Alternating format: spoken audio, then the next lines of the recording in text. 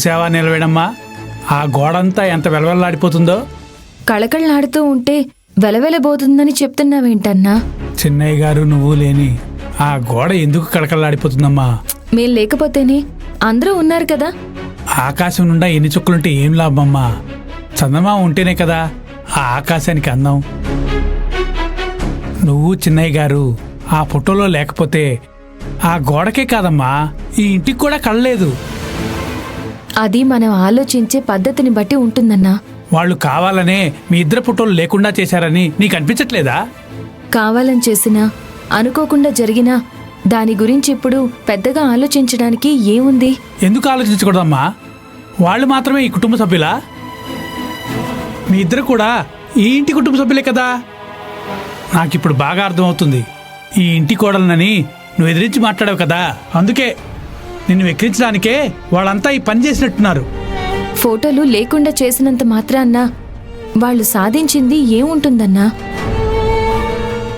కాకపోతే ఈ పనితో తారక్ సర్కి కోపం తెప్పించిన వాళ్ళు అవుతున్నారు. అదే నా బాధంతా.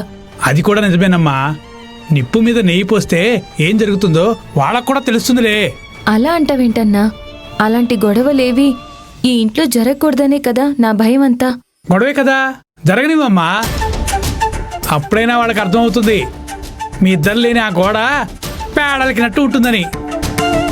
ఏంటో అన్నా, అందరితో కలిసి ఈ శుభకార్యం జరిపించాలని తారక్ సారు ఓ మెట్టు దిగొచ్చారు.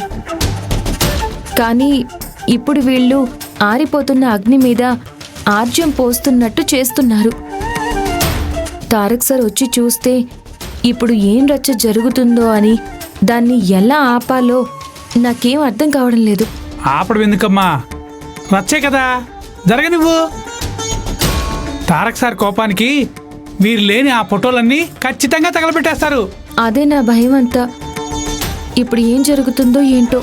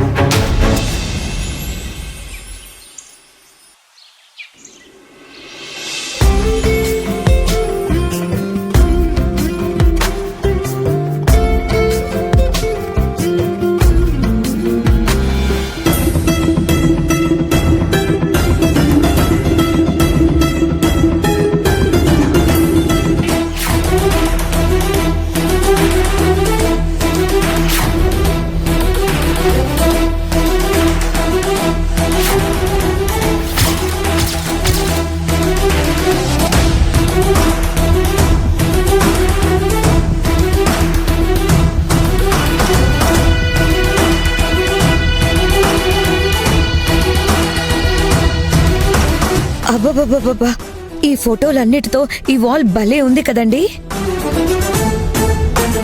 నీకు భలే ఉన్నట్టు అనిపిస్తుందా?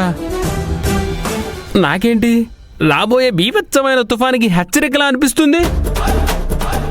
అదేంటి బావా, ఇంత అందమైన ఫోటో వాల్ చూసి హెచ్చరికలా ఉంది, పచ్చగడ్డిలా ఉందని ఏవేవో చెప్తున్నావు. సూర్యుడిని దూరం నుంచి చూడ్డానికి అందంగానే కనిపిస్తాడు, కానీ ఆ సూర్యుడు చుట్టూ ఉండే బగబగా మండే మంటల గురించి కూడా మనం ఆలోచించాలి. అంటే మీరు దేని గురించి మాట్లాడుతున్నారు? మీరు ఈ గోడలో ఉండే అందాల గురించే మాట్లాడుతున్నారు, కానీ కాసేపటికి ఆ అందం ఒక అగ్నిజ్వాలలా మారిపోబోతుందని నా సిక్స్త్ సెన్స్ చెప్తుంది. బావా, చెప్పాలనుకున్నది సూటిగా చెప్పు. ఎందుకీ డొంక తిరుగుడు? బామ్మర్ది నీలవేణి ఫోటోలు లేకుండా మిగిలిన ఫోటోలతో చక్కగానే నింపారు, కానీ తారక్ చూశాడంటే ఈ చక్కని ఫోటోలు టక్కున బూడిదైపోవడం ఖాయం.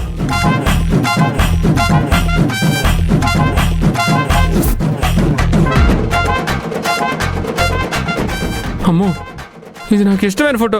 ఇది కాలిపోతే నేను తట్టుకోలేను. అమ్మో, నేను దాచిపెట్టుకుంటా. ఏమండి ఏమండి ఆగండి, ఏమండి ఏమండి ఆగండి. మీరు మరీ పిరికి పందులా ప్రవర్తిస్తున్నారేంటండి? పిరికి పందలా ప్రవర్తించకపోతే ప్రళయ గర్జన చేసే వీరుల్లా నిలబడాలా? మీరు చేసే ఈ పనులు ఈ ఇంటిని ఏ కురుక్షేత్రంలా మారుస్తాయో అని భయంగా ఉంది. హరిత కావాలని ఇదంతా చేయించింది. తారక్కి నిలువనికి ఈ ఇంట్లో స్థానం లేదని ఇండైరెక్ట్ గా చెప్పాలని తన ప్రయత్నం. చెప్పాలని ప్రయత్నించారు, బానే ఉంది. తర్వాత చెప్పు దెబ్బలు తినాల్సి వస్తుందేమో చూసుకోండి. ఏంటి చెప్పు దెబ్బలు పప్పు ముద్దలు అని అన్నయ్య ఏదేదో అంటున్నారు. ఆయన మాటలకేం